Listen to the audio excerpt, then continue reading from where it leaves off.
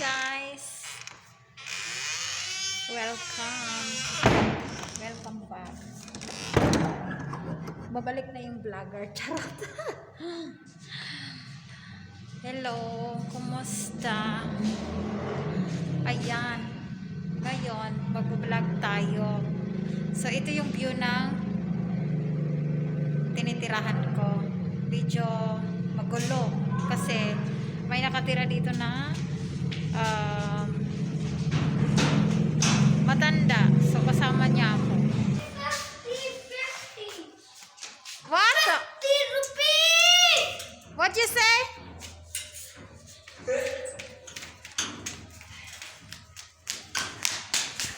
Arise! This is Batamis, Rayani. Mama, can you make video? I'm making vlog, Kyo.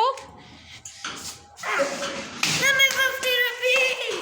Huh? Give me 50 rupees! Okay na, I give you na, but don't let me. Yung nanghihingi siya, tapos forcing pa. Wait. Aran, asan na ba yun? Ayan po. Ayan yung mga gamit ko. Andito kami ngayon sa kwarto. Say hi! Say hi! Hello! Okay, wait. Kukuha lang ako ng pera.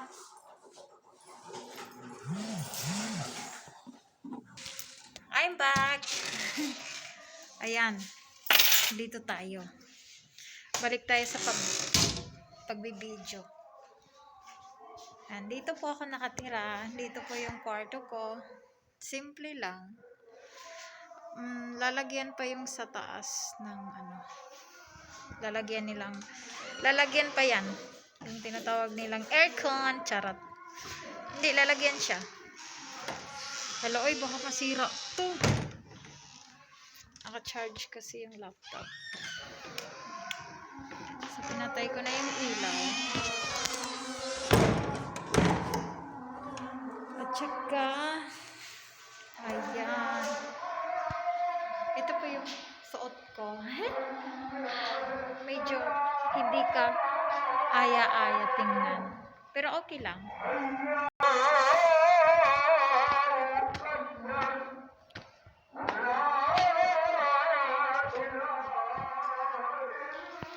La ilaha illallah Muhammad Rasulullah.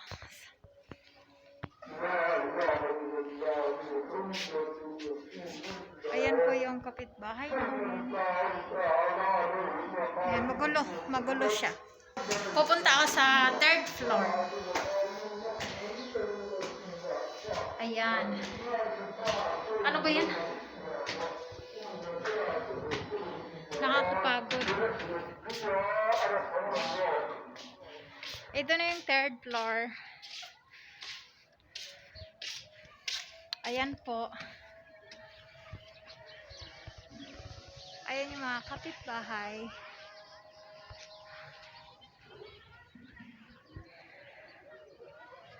Dito ako nagtatambay lagi sa taas. Pag wala akong kausap, pag nagmumuni-muni. So, ayan. Ito po yung mga ano nila. Tabi ko lang to kasi pipe, mabaho siya. So, ayan. Nasa taas na ako.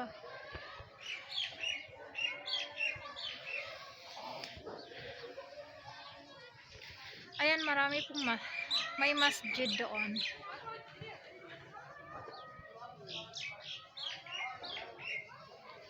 Ayan, may nagsasala.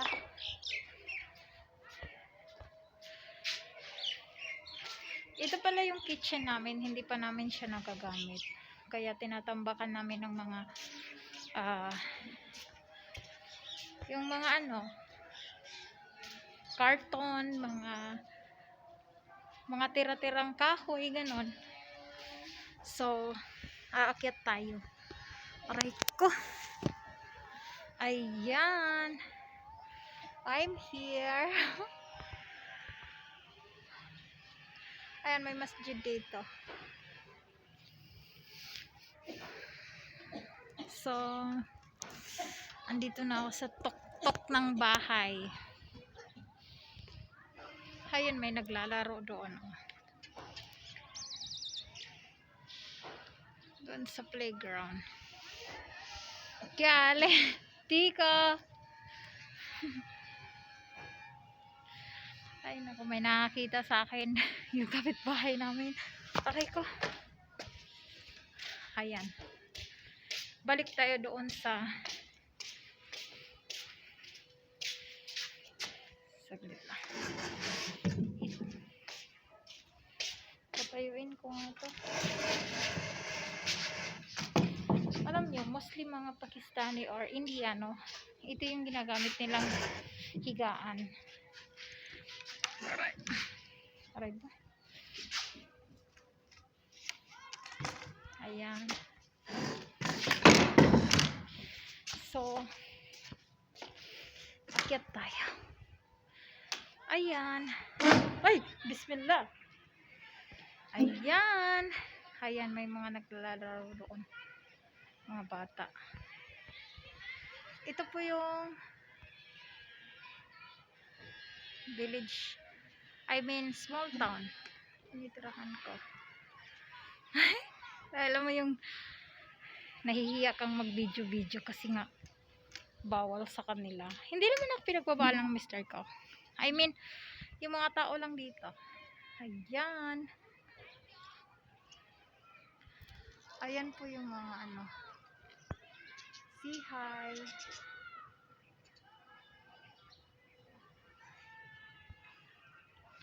Ito naman yung water tank namin sa taas. Dalawa. Ayan. Ay, nako.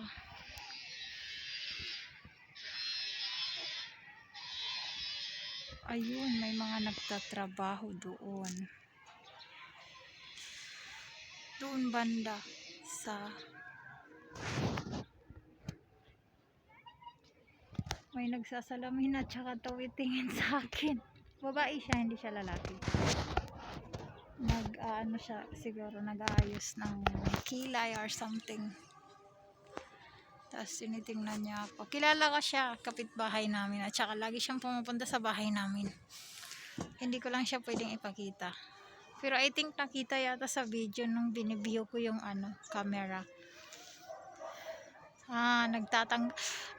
Nag-aano siya ng kilay. Pero alam nyo,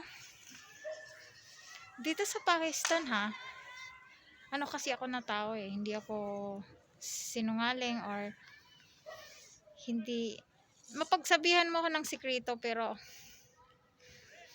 pag alam kong alam tawag nito, kunwari dito kasi sa Pakistan or dito sa village na tinitirahan namin, napansin ko sa kanila, alam mo yung Muslim sila, pero siguro katulad din ng Saudi Arabia or basta iba-ibang mga Muslim na country like Saudi Arabia, may mga babae din na yung sabik sa lalaki. Kasi sa atin kasi normal na yun sa atin na nakikipag-usap tayo sa lalaki. Yes! Come outside! I said come outside! I'm here in the rooftop. I'm here in the rooftop. Come here. Come on. No, I can't. Tinatawag ako ng anak ko. Nabubwisit sa akin. Sorry na. We put everything after, okay? What you put? After take this. Come here. Give me hello. Come on. Come here. Mama. Throw. Mama. Idro na. Come. Mama. Khairi na, mama. Khairi. Thank you.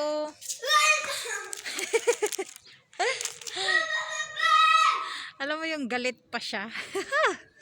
Okay, okay, okay. Sorry. Ay, dito sa Pakistan, napansin ko, lalaki or babae sabik sa isa't isa. I mean, siguro kasi ganun yung lahi nila dito or hindi sila pwede makipag-usap sa lalaki. So, hindi naging normal sa kanila na kahit makipag-communication man lang sa lalaki or sa babae.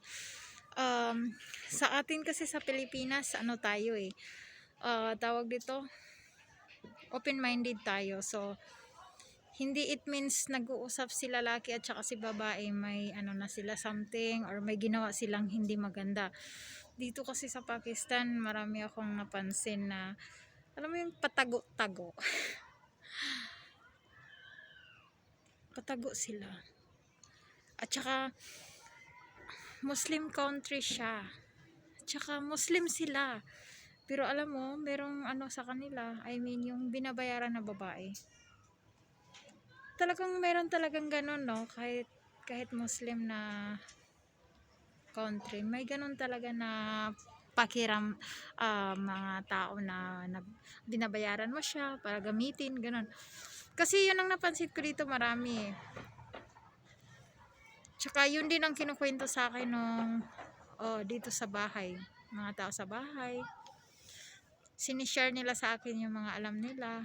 At saka yung mga tao na, si ganito, si ganyan, yan yung ginagawa niya, trabaho niya yan. So, nashock ako. Sa Pilipinas din naman, sa Muslim din sa Pilipinas, meron din ganon. Pero kasi, sa Pilipinas kasi, okay, sa Pilipinas kasi, hindi siya Muslim country. Pero may Muslim, pero doon naman sa lahi ko, sa tradition ko, or ano yung tawag nito?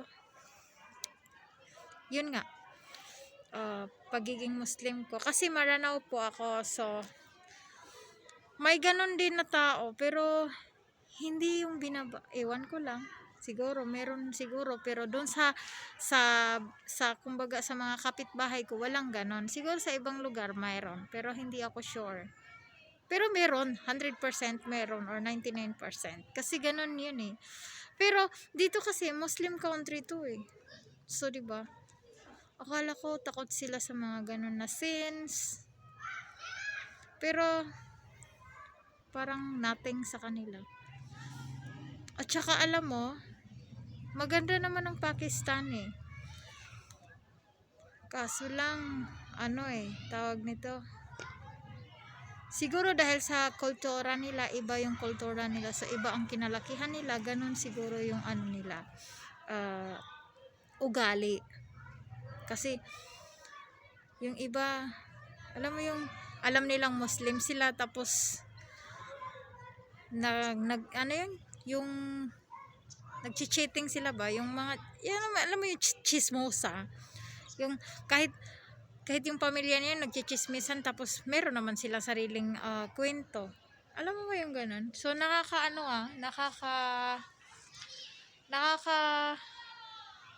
bad trip, or hindi.